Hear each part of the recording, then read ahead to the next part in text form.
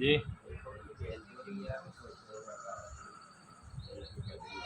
अच्छा जी दे दो दे दो हाँ जी ਕੱਦੂ ਜੇ ਤਾਂ ਖਾ ਲਾਂਗੇ ਬਣਾਉਣੇ ਆ ਫਿਰ ਰੱਖ ਲੈਂਦੇ पता नहीं हुण अम्मी ने इत्थे आना कि उत्थे आना ਇੱਥੇ ਆ ਜਾ ਸ਼ਾਉਣਾ कद्दू बस नमक भी ना होने दे बराबर ते कालियां मिर्चां पा के